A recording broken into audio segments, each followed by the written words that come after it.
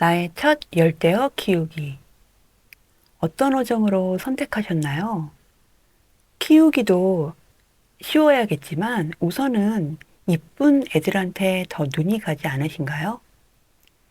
내 생의 첫 물생활이기에 이 두 가지를 다 충족시키는 그냥 막구피 말고 고정구피를 추천해드려요.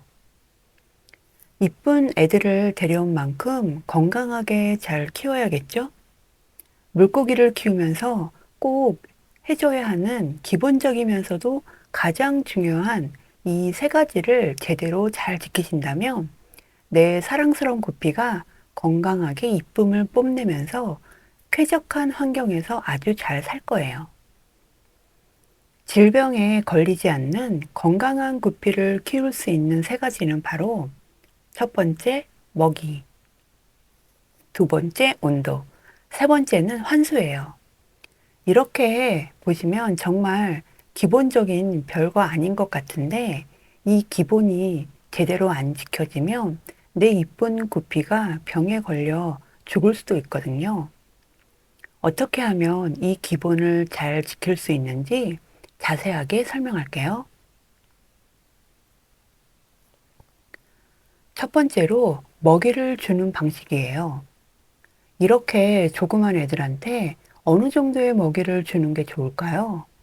또 몇 번을 줘야 할까요? 사료의 양은 보통 1분에서 2분 안에는 다 먹을 수 있는 정도가 좋아요. 그래서 처음에는 작은 스푼으로 적은 양을 주고 1, 2분 안에 충분히 다 먹는지 시간을 체크해 주세요. 1, 2분 안에 다 먹었다면 다음부터는 양을 조금씩 더 늘려주시는 거예요. 그렇게 몇 번 하시다 보면 사료의 적절한 양을 아시게 될 거예요. 다 먹는다고 계속 많이 주게 되면 몸만 뚱뚱해지고 꼬리에 핀들이 이쁘지 않게 돼요.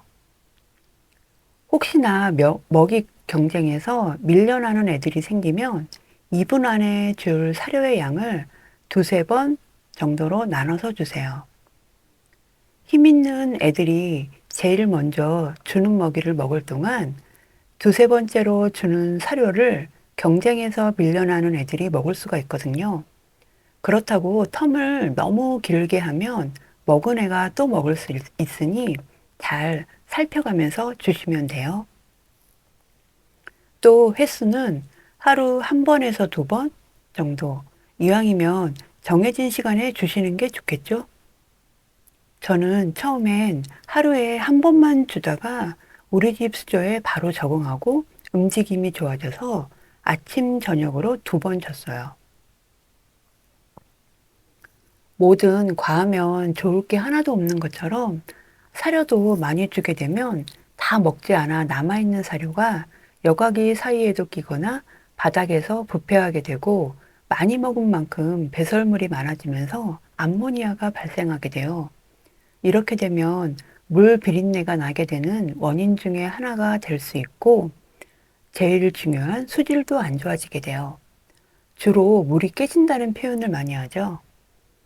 이렇게 물이 깨져버리면 결국 구피에게도 안 좋은 영향이 가서 병에 걸리게 돼요. 한 마리가 병에 걸리면 같은 물 속에 있으니 다른 구피에게도 전염되는 끔찍한 상황이 발생하게 돼버리죠. 그러니 꼭 내 이쁜 구피의 건강을 위해선 과다한 사료는 금물이에요. 두 번째는 물의 온도예요. 민감한 어종에 비하면 구피는 22도에서 28도 또는 30도까지 살 수 있는 온도의 폭이 넓어요. 그렇지만 의외로 온도차의 쇼크로 죽는 경우가 많아서 26도에서 28도로 맞춰주시는 게 좋지만 제일 중요한 건 항상 일정한 온도를 유지해 주는 거예요. 그리고 온도가 너무 낮으면 구피에게 가장 많은 전염병인 백전병에 걸리게 돼요. 한 마리가 걸리게 되면 거의 다 전염된다고 보시면 돼요. 전문 치료사가 있는 것도 아니기에 혼자 이런저런 방법들을 해보면서 고군분투하는 생각만 해도 아찔해지네요. 그런 아찔한 경험을 하지 않으시려면 일정한 온도를 유지할 수 있도록 히터와 온도계는 필수겠죠? 그래도 겨울에는 춥기에 항상 히터를 켜놓지만 오히려 환절기인 봄, 가을이나 특히 여름이 더 위험한 것 같아요. 좀 쌀쌀한 봄, 가을에 환기를 하려고 창문을 열어두시거나 여름에 에어컨 온도가 너무 낮으면 수조의 온도도 갑자기 내려가기 때문에 자주 온도를 체크해 주시는 게 안전하겠죠? 마지막 세 번째는 환수예요. 사료 자체에 기름 성분이 있어서 먹지 않고 남은 사료가 부패하면서 곰팡이가 피게 돼요. 또 배설물이 많이 쌓여서 이런저런 찌꺼기들이 있으면 모든 물고기한테 좋지 않은 독소인 암모니아와 아질산염이 생기기 때문에 구피가 병에 걸리기 전에 물을 갈아주시는 게 좋아요. 물을 갈아주실 때 염소 중화제를 써도 되지만 하루 동안 받아놓은 수돗물을 일주일에 한 번 20에서 30% 정도 주기적으로 갈아주셔야 구피도 적응을 하게 돼요.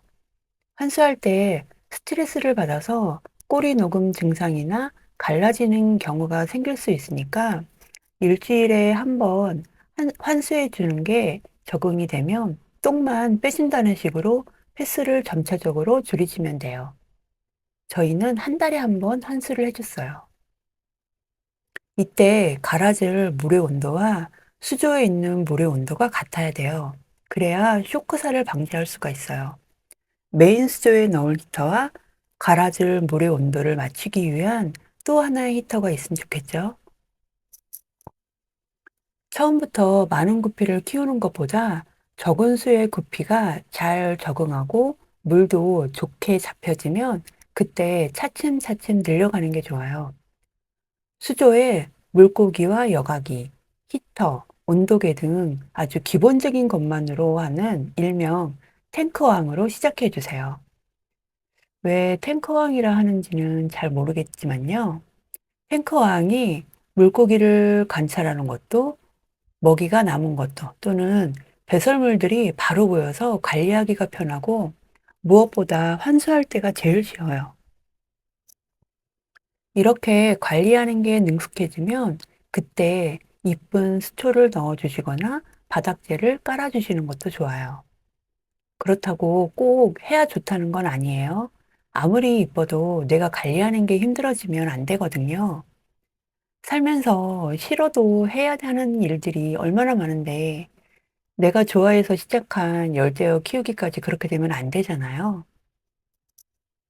정리하면 첫 번째, 먹이는 1, 2분 안에 다 먹을 수 있는 적정량을 주시고 하루에 한두 번 정해진 시간에 주시는 게 좋아요.